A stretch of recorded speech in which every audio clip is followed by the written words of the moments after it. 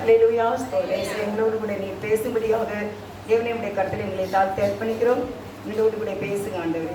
நீ அழைத்தவரே, என்னை தொட்டவரே, நீர் இல்லாமல் நான் இல்லையே. என்னை அழைத்தவரே, என்னை தொட்டவரே, நீர் இல்லாமல் நான் இல்லையே. நான் வாழ்ந்தது உங்க கிருபை, நான் வளர்ந்ததும் உங்க கிருபை, என்னை உயர்த்தி வைத்தீரே உன் கிருபையே. நான் வாழ்ந்தது உங்க கிருபை, நான் வளர்ந்ததும் உங்க கிருபை, என்னை உயர்த்தி வைத்தீரே உன் கிருபையே. உங்க கிருபை வேண்டுமே, உங்க கிருபை போதுமே, உங்க கிருபை இல்லைனா நான் ஒன்றும் இல்லையே. உங்க கிருபை வேண்டுமே, உங்க கிருபை போதுமே, உங்க கிருபை இல்லைனா நான் ஒன்றும் இல்லையே. இயேசுவே, தனிமையில் அழுத போது பேசிட யாரும் இல்லை, தள்ளாடி நடந்த போது தாங்கிட யாரும் இல்லை.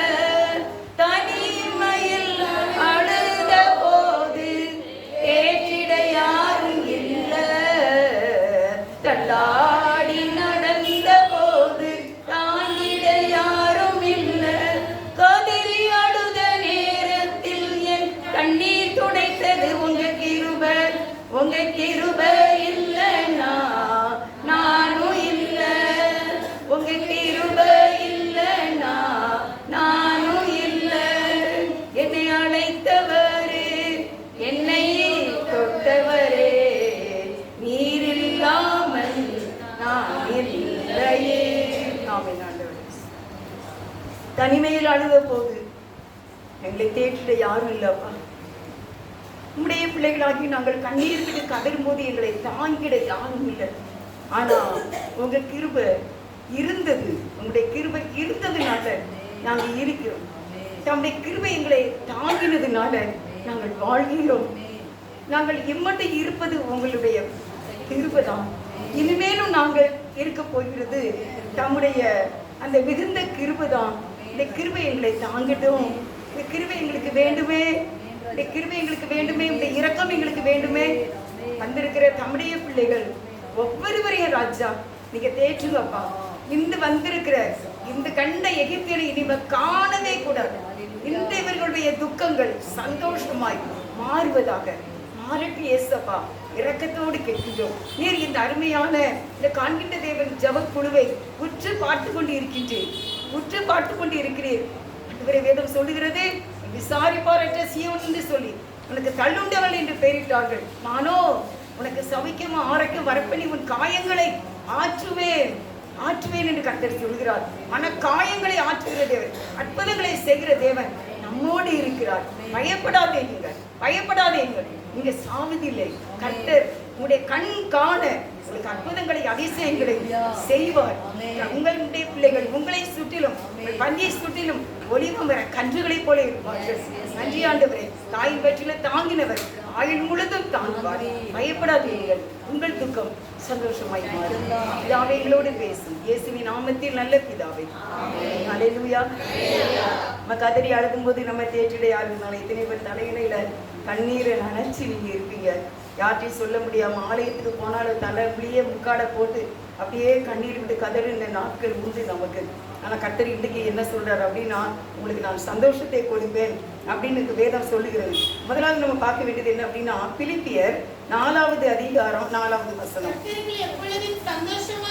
கர்த்தருக்குள் எப்பொழுதும் சந்தோஷமாய் இருங்கள், சந்தோஷமாய் இருங்கள் என்று மறுபடியும் சொல்லுகிறேன். 5 உங்கள் சாந்த குணம் எல்லா மனுஷருக்கும் தெரிந்திருப்பதாக சமீபமாய் இருக்கிறார். சந்தோஷமாயிருங்கள், சந்தோஷமாயிருங்கள் என்று மறுபடியும் சொல்லுகிறேன். உங்கள் எதுக்கு அப்படின்னா, உங்கள் சாந்த குணம் எல்லாருக்கும் தெரிந்திருப்பதாக கர்த்தர் சமீபமாய் இருக்கிறார். அப்போ சந்தோஷமாயிருங்கள், சந்தோஷமாயிருங்கள் என்று வேதம் சொல்லுகிறது எதை வச்சு சந்தோஷமா இருக்க அப்படின்னு கேட்டேன் ஆண்டவர்கிட்ட. என்ன சும்மா சந்தோஷமா இருக்க முடியுமா? சும்மா ஈந்து சிரிக்க முடியும். அது ஒரு இன்னைக்கு என் பையன்கிட்ட பேசிட்டு இருக்கும்போது ஏதோ ஒன்று டீ போட சொன்னேன், ஏதோ ஒன்று சிரிக்கும் போது ஏன் அப்படி சிரிச்சு காட்டினானே ஏதோ தெரியல. நானே ஏதோ ஒரு இதில் இருந்த அந்த நேரம் இப்படி சிரிக்கணும். இதான் என்னது சந்தோஷம். எதுக்குன்னா ஆண்டவர் பக்கத்தில் இருக்கணும். அவர் நம்மளை என்ன செய்வாரு? இம்மட்டும் நீங்க நடந்து வந்த பாதையில உங்களோடு கூட இருக்காரு. எல்லாரும் அவங்கவுங்களுக்கு தக்கன என்னது இருந்திருக்கும், பிரச்சனை இருந்திருக்கும், பார்க்க அவங்களுக்கு என்ன அப்படின்னு நம்ம சொல்லியிருக்கலாம். ஆனா இல்லை, எல்லாருக்கும் ஏதாவது ஒரு வகையில துன்பத்தின் மத்தியிலே நம்ம நடந்து வந்திருப்போம். அதனாலதான் இன்னைக்கு நம்ம அந்த இடத்துல வந்திருக்கோம். இல்லைன்னா நம்ம வருவோமா? எல்லாம் நல்ல ஒரு வாழ்க்கை, நல்ல கணவன், தொட்டில் போட்டு ஊஞ்சல் வச்சு தாளாட்டுற கணவனும், நல்ல அருமையாக ஏந்தி தாங்கி சுமக்கிற பிள்ளைகளா, அன்பே செலுத்துகிற பிள்ளைகளா, இல்லை நம்முடைய வருமானங்கள் லட்சமா கோடியா, எல்லாமே சரீரத்துல சுகம் எல்லாமே நல்லா இருந்தா நம்ம ஆலயத்துக்கு வரமாட்டோம். இப்படிப்பட்ட ஐக்கியத்துக்கும் நம்ம என்ன செய்ய மாட்டோம்? வரமாட்டோம். நம்ம எதுக்கு ஆண்டவரை தேடுறோம் அப்படின்னா, ஏதாவது ஒரு சின்ன ஒரு இதை கொடுத்து கர்த்தர் நம்ம என்ன செய்வாரு? வழி நடத்தி அவரோடு கூட வைத்து கொண்டு நம்மை சந்தோஷப்படுத்துறதுக்கு தான் இப்போ இருக்கிற பிரச்சனை. இது நிரந்தரமே கிடையாது, இது பெர்மனன்ட் கிடையாது.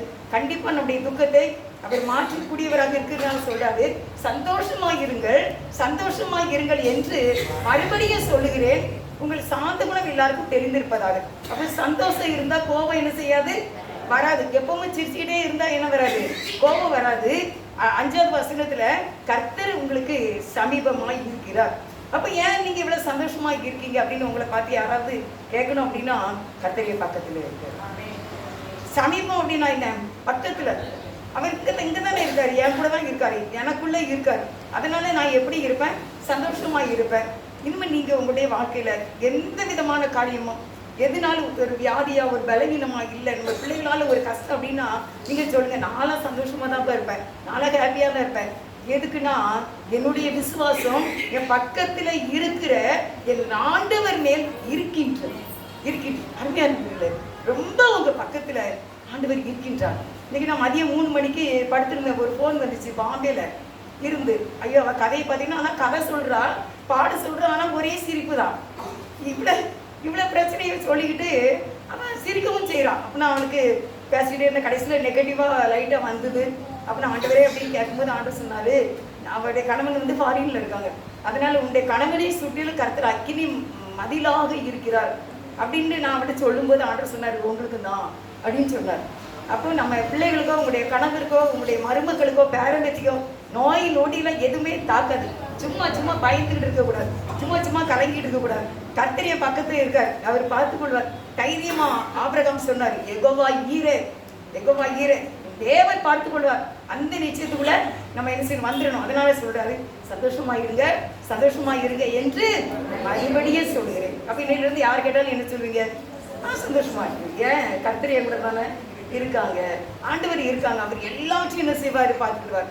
சமீபத்துக்கு தூரம் தான், தூரம் இல்லை, அவருக்கு பக்கத்துல இருப்பாரு. தூரத்துல எங்க நம்ம பிள்ளைகள் இருந்தாலும் அவர் கூட இருப்பார். எங்கனாலும் அவருக்கு லேசான காரியம். அடுத்த வசனம் 2வது ஆபகுக்கு 3வது அதிகாரம் 17-18. ஆபகுக்கு 3:17-18.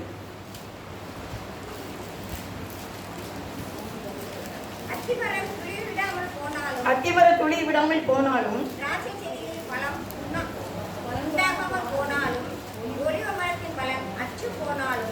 வயல்கள் தானியத்தை விளைவிடாமல் போனாலும், இடையில் ஆட்டு மந்தைகள் முதலற்று போனாலும், தொழுவத்திலே ஆடு இல்லாமல் போனாலும், நான் கர்த்தருக்குள் மகிழ்ச்சியாய் இருப்பேன், என் இரட்சிப்பின் தேவனுக்குள் களி கூறுவேன். 17வது வசனத்துல என்ன சொல்லியிருக்கு அப்படின்னா, அத்திமரம் துளிர் விடல. அத்திமரம் என்ன செய்யல? துளிரே விடல. அப்புறம் என்னதான்? திராட்சை செடியில பழம் உண்டாகவே இல்லை, ஒலிவ மரத்துல பலன் இல்லை, எண்ணெய் கிடைக்கல, வயல்களில தானியம் விளையாமல் போனாலும், ஆட்டு தொழுவத்துல மந்தைகள் முதலற்று போனாலும், மாடு இல்லாமல் போனாலும், நான் கர்த்தருக்குள் மகிழ்ச்சியாய் இருப்பேன், என் தேவனுக்குள், என் இரட்சிப்பின் தேவனுக்குள் களி கூறுவேன். எதுலாம் இல்லை, என்னனாலும் பரவாயில்ல, நான் என் தேவனுக்குள் களி கூறுவேன். அப்படின்னு சொல்லி கர்த்தருக்குள்ள நான் சந்தோஷமா இருப்பேன் நீங்க சொல்லும்போது இதை எல்லாமே உங்களை தேடி வந்துடும். அப்படிலாம் கர்த்தர் நம்மளை விட்டுருக்காரா? கஷ்டத்துல எப்படி நம்ம கையில 100 ரூபாயாவது இருக்கு. நான் ஒரு நாள் ஒரு சாட்சியை கேட்டேன். ஒரு அக்கா ரொம்ப தூரமாக ஊழியத்துக்கு போயிட்டு வரும்போது அவங்களுக்கு ஒரு காப்பியும் ஒரு வடையும் குடிச்சா நல்லா இருக்குமே அப்படின்னு நினச்சாங்களாமா. நினச்சிட்டு கையில் மணிப்பசை வச்சுருந்துருக்காங்க. அந்த காலத்தில் செல்லுலாம் கிடையாது போல, ரொம்ப முன்னால் உள்ள காலத்தில். சரின்னு சொல்லிட்டு மணிப்பசை திறந்து பார்த்தாங்களாம். இவ்வளோ பணம் இருந்துச்சான். சரி எடுத்து பார்த்தா 89 ரூபா இருந்துச்சான். அவங்களுக்கு நான் சந்தோஷம். ஒரு வடை 2 ரூபா, ஒரு காப்பி 5 ரூபா. எப்பா 89 ரூபா இருக்கு. ஆண்டவரே எவ்வளோ ஒரு பாக்கியசாலி. என்ன உங்கள் ஊழியத்தை செய்துட்டு வரேன், எனக்கு 89 ரூபா கொடுத்துருக்கீங்களாப்பா. அப்படி போய் நல்லா 2 வடையை சாப்பிட்டு எல்லாம் ஒரு காப்பியை குடிச்சிட்டு மீண்டுமாக தன்னுடைய ஊழியத்தை செய்துட்டு வந்தாங்களாம். அவங்க சொன்னாங்க, எனக்கு அந்த 89 ரூபா என் கையில் இருந்தது எனக்கு அவ்வளோ சந்தோஷமா இருக்கு. இன்னைக்கு நம்ம 8000 வச்சிருக்கோம், 10,000 வச்சிருக்கோம், 1 லட்சம் வச்சிருக்கீங்க, கோடி வச்சிருக்கீங்க. அல்லேலூயா அல்லேலூயா. 89 ரூபாய்க்கு அவ்வளோ சந்தோஷமா அந்த சகோதரி ஊழியம் செய்து மகிழ்ச்சியாக இருந்தார்கள் என்றால் இன்னைக்கு 8,000 10,000 உங்களுக்கு வருதுன்னா, நீங்க அதை விட மேலாகவும் உங்களுக்கு வருதுன்னா நீங்க எவ்வளவு சந்தோஷமா இருக்கீங்க. அப்படி இல்லையா? ஏன் அப்படி இருக்கணும்? நம்ம சந்தோஷமா ஆண்டவர் பார்த்துக்கிடுவாங்க. ஏன்னா அப்படி சொல்ல மாட்டார்ல, அது எது இல்லாம அது இல்லாமல் போனாலும் இது இல்லாமல் போனால் எல்லாம் இல்லாமல் போனால் கர்த்தர் கூட நான் மகிழ்ச்சியாக இருப்பேன்ப்பா. அவர் கோடீஸ்வரர், அவரால் எல்லாம் முடியும். அவரால் முடியாது எதுவுமே கிடையாது. ஆண்டவரே நான் உமக்குள்ள சந்தோஷமா இருப்பேன், நீங்க பார்த்துக்கோங்கப்பா, எல்லாவற்றையும் நீங்க என்ன செய்யுங்க பார்த்துக்கோங்க அப்படின்னு நம்ம சொல்லிட வேண்டியதான். ரோமர் 12:12. நம்பிக்கையிலே சந்தோஷமாயிருங்கள், உபத்திரவத்திலே பொறுமையாயிருங்கள், ஜெபத்திலே உறுதியாய் தரித்திருங்கள். இதுல சொல்றாரு ரோமர் 12:12. முதலாவது என்ன ஆரம்பிக்குது அப்படின்னா, நம்பிக்கையிலே சந்தோஷமாயிருங்க. 2வது உபத்திரவத்திலே பொறுமையாயிருங்கள். அடுத்து ஜெபத்திலே. ஆமா, இந்த கீழே உள்ளது 2ஐயும் நம்ம என்ன செய்யணும்? செய்யணும். ரோமர் 12:12 என்னைக்குமே நீங்க மறக்க கூடாது. நம்பிக்கையில சந்தோஷம். நம்பிக்கை எப்படின்னா, எப்படி விசுவாசம் என்னது தெரியுமா? விசுவாசம் இப்பவே செய்வார், அதான் விசுவாசம். இப்பவே செய்யறதா விசுவாசம், செய்வாருங்கிறதா நம்பிக்கை. ஏன்னா சில காரியங்கள் நமக்கு எப்படி இருக்கு? செய்வார், கண்டிப்பா செய்வார். எனக்கு ஒரு காரியம் நடக்கணும், ஆனா அது இப்போ உடனே இல்லாட்டாலும் எனக்கு கண்டிப்பா எனக்கு நடக்கும் அப்படின்னு சொல்லி இப்போ பிள்ளைங்க படிச்சுட்டு இருக்காங்க. இப்பவுமே வேலை கிடைக்கணும்னு நினைக்க முடியுமா? இப்பதான் 10th படிக்காங்க. அப்போ இப்பவுமே வேலைன்னு நான் சொல்ல முடியாதுல்ல. ஆனா வேலை கிடைக்கும். சிங்காசனத்தில் ஆண்டவர் உட்கார வைப்பார் அப்படின்னு நினைக்கிறது நம்பிக்கை. அந்த நம்பிக்கையிலே சந்தோஷமா இருக்கும். எனக்கு எப்படி செய்வாங்க, எப்படினாலும் ஆசீர்வதிப்பாங்க. என்னுடைய காரியத்தை என் தேவன் கண்டிப்பா எனக்கு கேட்பாரு. நீங்க நினைக்காது, நீங்க ஜெபத்தை குறைவா நினைக்காதீங்க. நீங்க எவ்வளவு ஜெபம் பண்ணிக்கிட்டே இருக்கீங்களோ எல்லாமே பரலோக ராஜ்யத்துல பதிவாகிக்கிட்டே தான். நம்ம வாயிலிருந்து வருகிற வார்த்தைகள் மட்டும் பாசிட்டிவா பேசணும், நெகட்டிவா பேசக்கூடாது. ஏன்னா கண்டிப்பா நல்லா இருப்போம், நாங்களும் சந்தோஷமா இருப்போம். கர்த்தர் எங்களையும் நடத்துவார். கர்த்தர் ஏதோ ஒரு நோக்கத்துல வச்சிருக்காரு, எங்கேயோ சிரிச்சிருக்காரு, எங்கேயோ என்னை உணர்த்துகிறார். எனக்கும் இது ஒரு பெரிய காரியம் செய்துகிட்டு இருக்காரு. அவருடைய பிளான் வேற. எங்கேயோ கொண்டு என்னைய பிள்ளைங்களையும் என்னுடைய குடும்பத்தையும் வைக்க போறார். இவர்கள் தேவனுடைய சந்ததிதான் என்று பூமியின் ஜனங்கள் கண்டுகொள்ளும்படிக்கு உங்களுக்கு ஒரு அதிசயம், ஒரு பிளான் நடந்து கொண்டு இருக்கிறது. நிறைய பேருக்கு நடந்திருக்கலாம், நிறைய பேருக்கு நடந்திருக்கு, இன்னும் நிறைய பேருக்கு நடக்க போகுது. அன்னைக்கு சீவன் சிறையிருப்பை திருப்பும் போது நம்முடைய வாய் நகைப்பினால, நம்முடைய நாவு ஆனந்த சத்தத்தினால நிறைந்திருக்கும். நல்லா இருக்கீங்களா கேட்கும்போது ஆமா நல்லா இருக்கும் இயேசுவா கிருபையினால் அப்படின்னு சொல்லக்கூடிய நாட்கள் உங்களுக்கு சீக்கிரமாக வரும். அதனால இந்த நம்பிக்கையிலே சந்தோஷமாக இருங்க. ஒன்னே ரொம்ப சொல்லிக்கொண்டு ஆசைப்படுறேன்னா, எந்த பிரச்சனையோ, அது கடனோ, அது நோயோ, அது நமக்கு நிரந்தரமாவே இருக்கவே இருக்க. எந்த ஒரு குறைகளும் என்னன்னாலும் சரி, கண்டிப்பா தேவன் அதை உங்களுக்கு நிறைவாக்கி தருவார். ஆனா நம்பிக்கையிலே சந்தோஷமா இருக்கணும். ஆண்டவருக்கே நம்மளை பத்தி தெரியணும். அதெல்லாம் கண்டுக்கிட மாட்டேன், என் மேல நம்பிக்கையா இருக்கு, அவ்வளவுதான். அதனால நான் என்ன செய்வேன்? கொடுத்துருவேன். ஏன்னா என் பிள்ளை நீ நம்பிட்டு, என் பிள்ளை நீய நம்பிட்டு. நம்ம பிள்ளைகள் வீட்டுக்கு வரும்போது இன்னைக்கு என் மகன் பிரியாணி பிள்ளை ஏதோ ஒன்று வாங்கிட்டு இருந்தான் பையில. அம்மா சாப்பிட்டீங்களா? நான் சாப்பிட்டேப்பா, நீ கொண்டு போடி. அப்போ நான் பாவக்காய் கூட்டு இருந்துச்சு, நல்லா பாவக்காய் கூட்டு நல்லா இருந்துச்சுடா, சாப்பிடு அப்படின்னேன். சரி, இல்லாட்டா இதே ஃபுல்லாக சாப்பிட்டீங்க அப்படின்னேன். என் பையன் வந்த உடனே, சாயங்காலம் வந்த உடனே என்ன இருக்குன்னு பார்ப்பான்.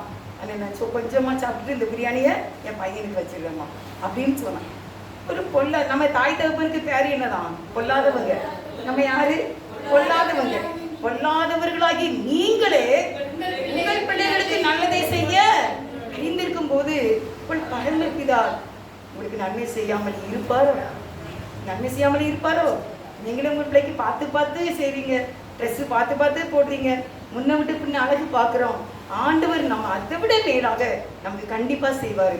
அதனால சொல்லுங்க, நம்பிக்கையில சந்தோஷமா இருப்பேன், நிச்சயம் கிடைக்கும்பா, நிச்சயம் தருவீங்க. அப்படிலாம் ஒன்று நடுவில் கைவிடுகிற தேவன் அல்ல. அப்படி நம்மளை அழைக்கல. ஆரம்பத்தில் ஆண்டவர் தான் சொன்னார், யோவான்ல ரொம்ப தெளிவா இருக்கும் பார்த்துக்கோங்க, நீர் எனக்கு தந்தவர்களை நான் முற்றுமுடிய காப்பேன், நடுவில் விட்டுட்டே போக மாட்டார். தொட்டுட்டீங்களா, அழைச்சிட்டாரா, கடைசி வரைக்கும் நிறுத்திடுவாரு. தவறுகள் மட்டும் பாவங்கள் மட்டும் வராதபடிக்கு ஜாக்கிரதையா எடுத்துக்கிடணும். ஏன்னா ஆத்மாவுக்கு உயிர் இருக்குது. மாடுகளுக்கு ஆத்மா இருக்கா? இல்ல. மீனுக்கு ஆத்மா இருக்கா? இல்ல. எந்த மிருக ஜீவன்களுக்கும் ஆத்மா இருக்கா? இல்ல. மனசாட்சி இருக்கா? இல்ல. எதுக்குமே இது இயற்கை இயற்கை மலைகள், சிகரங்கள், நதிகள் எல்லாம் இருக்கு. எல்லாத்துக்கும் ஆத்மா இருக்கா? இல்ல. அவங்களுக்கெல்லாம் மனசாட்சி இருக்கா? இல்ல. நமக்கு இருக்கு, நமக்கு இருக்கு. அதனால நமக்கு அப்பப்போ நம்ம மனசு காயப்படும், அப்பப்போ நம்ம மனசு வலிக்கும், அப்பப்போ நம்ம கண்ணுல கண்ணீர் வரும் அப்படின்ட்டு ஆண்டவருக்கு தெரியும். அதனாலதான் உன்னை ஏந்துவேன் தாங்குவேன் சுமப்பேன்னு சொல்றார். ஆட்டையும் ஆட்டையும் தாங்குவேன் சொல்லலையே, மனிதர்களை மட்டும் ஏந்துவேன் தாங்குவேன் சுமப்பேன் தப்பு வைக்கிறார், தப்பு வைப்பார் கடைசி வரைக்கும் அப்படின்னு சொல்லியிருக்காரு. அதனால இன்னைக்கு நீங்க ரோமர் 12 படி பிரச்சனை அப்படி வரும்போது நான் சந்தோஷமா இருப்பேன், ஏசப்பா என்னை பார்த்துக்கிடுவாங்க. அடுத்த வசனம் வந்து எபிரேயர் 12:2, தமக்கு முன் வைத்திருந்த சந்தோஷத்தின் பொருட்டு அவமானத்தை எண்ணாமல் சிலுவையை சகித்து தேவனுடைய சிங்காசனத்தில் வலது பார்சத்தில் வீற்றிருந்தார். ஏசப்பா வந்து தமக்கு முன் வைத்திருந்த சிலுவையை சுமந்து கொண்டு போகின்றார். எல்லாரும் எடுத்துக்கிட்டீங்களா? 12:2 எபிரேயர் பார்த்துக்கோங்க, ரொம்ப சூப்பரான ஒரு வசனம். தமக்கு முன் வைத்திருந்த சந்தோஷத்தின் பொருட்டு என்ன அவமானம்? ட்ரெஸ் இல்ல, மேல ஒரு சின்ன துணியை தான் இடுப்புல கட்டி விட்டுருந்தாங்க. மேலெல்லாம் காயம், மண்ணாதி மண்ணனுக்கு. நம்ம எனக்கு எவ்வளவு அழகழகான ஆடைகளை நம்ம அணிகிறோம், உடுக்கிறோம். சேலை நல்ல நீளமா பார்ப்போம், நல்ல அகலமா பார்ப்போம், ஜாக்கெட் இருக்கா பார்ப்போம், எப்படிலாம் பார்த்து எடுக்கலாம். ஆண்டவருக்கு ஒரு சின்ன துணியை கட்டி விட்டுட்டாங்க. மேலெல்லாம் என்னது காயம், ரத்த கலனியாக இயேசுப்பா சென்றாங்க. அந்த அவமானத்தை அவர் நினைக்கல. எது தெரியுமா? அப்படியே மனசுல என்ன இருந்துச்சு அப்படின்னா, நான் பிதாவின் சிங்காசனத்துல என் பிதாவோடு கூட உட்காருவேன் அப்படிங்கிறத நினைச்சு சிலுவையை சுமந்தார். இது இன்னும் எவ்வளவு நேரம் தான்? இன்னும் கொஞ்சம் நேரம் தான். ஒருவேளை 9 மணி நேரமா, தண்ணியே குடிக்காத மட்டும் 9 மணி நேரமா. அப்படிப்பட்ட இந்த சிலுவையை சுமந்தது எதுக்கு அப்படின்னா, பிதாவோடு கூட நான் சிங்காசனத்துல நான் உட்காருவேன். அந்த சந்தோஷத்தை முன்னால வச்சுக்கிட்டு இந்த சிலுவையை சந்தோஷமா சுமந்தார். அல்லேலூயா. அருமையானவர்களே, சோதனையை சகிக்கிற மனுஷன் பாக்கியம். அவன் உத்தமன் என்று விளங்கின பின்பு இந்த சோதனையில பாவம் மட்டும் செய்யாம நீங்கள் உத்தமியாக விளங்கினீர்கள் என்றால் உங்களுக்கு ஒரு பெரிய ஜீவ கிரீடம் ரெடி ஆயிட்டு. இப்பவுமே ஆண்டவர் கையில எடுத்துட்டாரு, கிரீடம் செய்ய கையில எடுத்துட்டாரு. அது சும்மா ரீத்தாவும் இருக்கலாம், இல்ல பெரிய ரவுண்டாவும் இருக்கலாம், நல்ல உயரமா இருக்கலாம், கோபுரம் கணக்க. உங்களுடைய பாடுகளுக்கு தக்கன, அது நீங்கள் சகிப்பதுக்கு தக்கன, பொறுத்து கொள்வதற்கு தக்கன கர்த்தர் உங்களுக்கு கிரீடத்தை ஆயத்தம் பண்ணி கொண்டு இருக்கின்றார். அல்லேலூயா. அதனால நான் சோதனையை சகிக்கிற மனுஷன் பாக்கியவான். அந்த நேரத்துல நம்பிக்கையிலே சந்தோஷமா இருக்கணும். இப்போ ஏசப்பா எப்படி சந்தோஷமா இருந்து சிலுவையை சுமந்தாங்க? நான் பிதாவுடைய சிங்காசனத்துல அவர்களுடைய இருப்பேன் அந்த ஒரே நம்பிக்கையில இந்த சிலுவையை இயேசு சந்தோஷமாக சுமந்தார். நீங்கள் இன்னைக்கு உங்களுக்கு சிலுவையா அந்த சிலுவைய நீங்க சுமக்கும் போது நானும் இயேசுவோடு கூட சிங்காசனத்துல என் தேவன் என்னை உட்காரும்படிக்கு எனக்கு அருள் செய்வார். நான் இதை வெற்றியாய் எடுத்துக்கொள்வேன், இதை நான் ஜெயமாய் எடுத்துக்கொள்வேன், இது நான் சவாலாய் எடுத்துக்கொள்வேன், இந்த பந்தயமாய் எடுத்துக்கொள்வேன். நான் ஜெயிப்பேன். என் தேவன் என் பக்கத்துல இருக்காரு, இயேசுப்பா என் பக்கத்துல இருக்காரு. கடந்த நாள்ல மருமகளுக்கு காசு வெளியில ரொம்ப கஷ்டப்பட்டான். 3 மாசம் 4 டாக்டர்கிட்ட போனோம். அப்படி போகும்போது நான் சொல்லியிருக்கேன் உங்களுக்கு, பிதாவின் முகம் அப்படியே ரவுண்டா என் முன்னாலே இருந்துகிட்டே இருக்கும். கிச்சனுக்கு போனாலும் பிதா முகம் தான், பாத்ரூம்ல போனாலும் தான், வெளியே வந்தாலும் தான், ஊழியத்துக்கு வந்தாலும் தான், கோயிலுக்கு போனாலும் தான், பிதா முகம் அப்படி இருந்துகிட்டே இருக்கும். ஏப்பா உங்களை பார்த்துக்கிட்டே இருக்கணும். ஸோ ஒரு நாள் உங்களை நல்லா காட்டுங்களேன், ஒரு காலம் மட்டும் கொஞ்சம் காட்டுங்களேன் அப்படின்னு கேட்குற மாதிரி எனக்கு இருந்துச்சு. ஆனால் ஒரு நாள் கருத்தை பேசினார், நான் நல்லவர் அப்படின்னு சொன்னார். அதுக்கே சோமன் கேட்டா படியில இருந்து மாடியிலிருந்து கேட்டா ஏமா ஒரே நாளையிலே சுகமாயிருமா?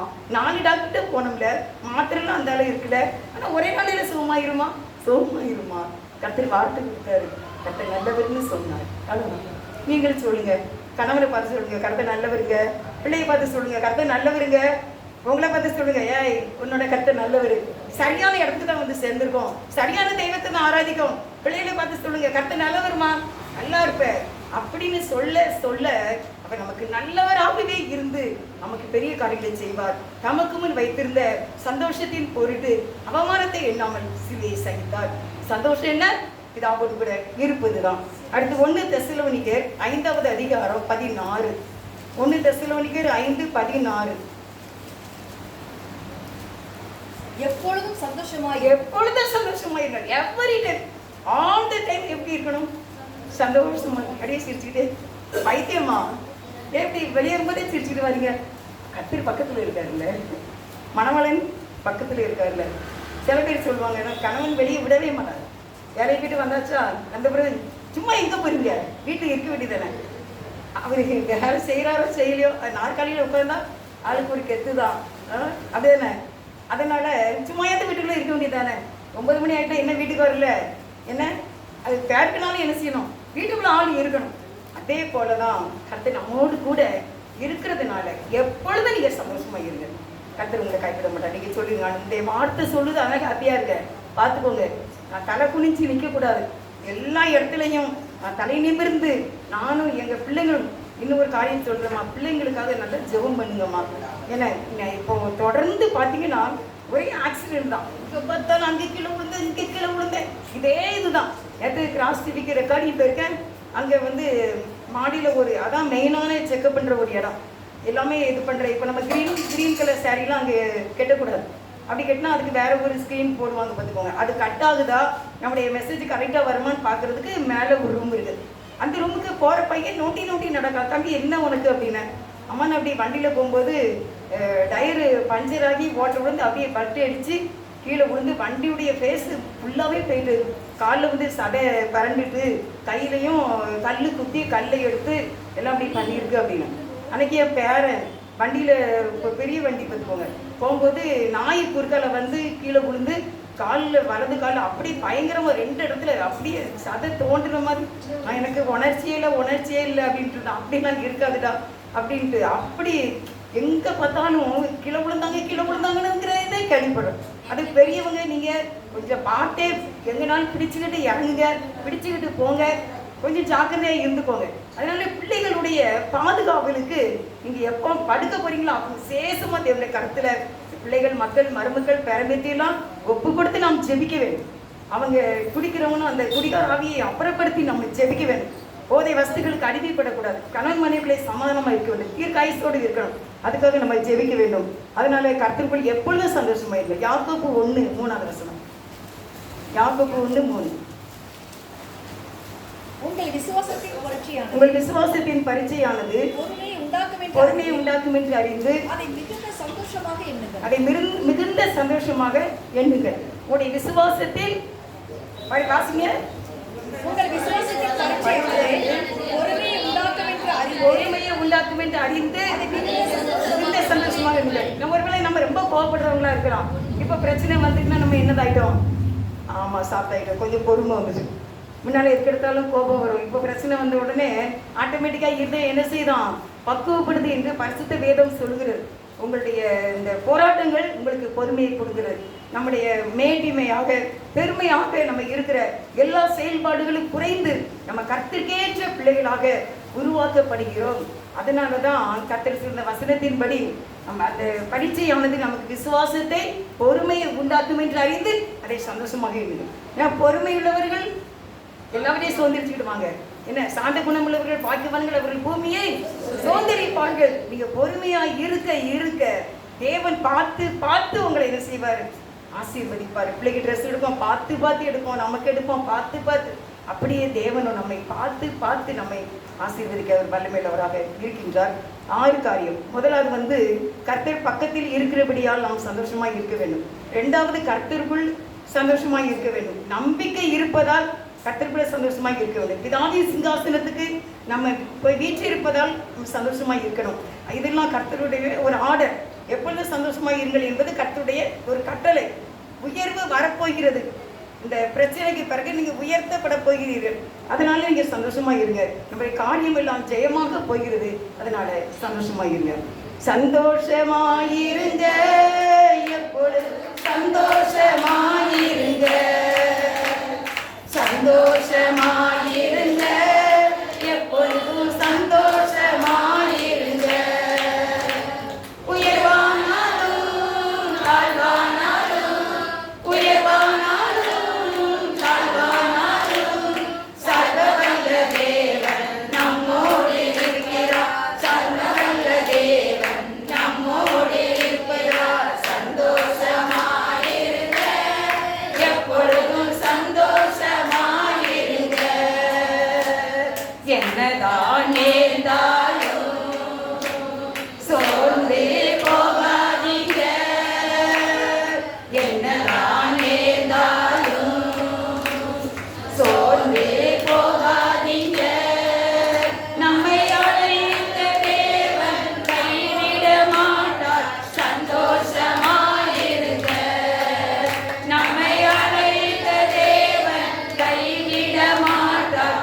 சந்தோஷமாயிருங்க, சந்தோஷமாயிருங்க, எப்பொழுதும் சந்தோஷமாயிருங்க. அல்லேலூயா. God bless you. நம்ம எப்பொழுதும் கர்த்தருக்குள்ள சந்தோஷமாக இருப்போம். God bless you.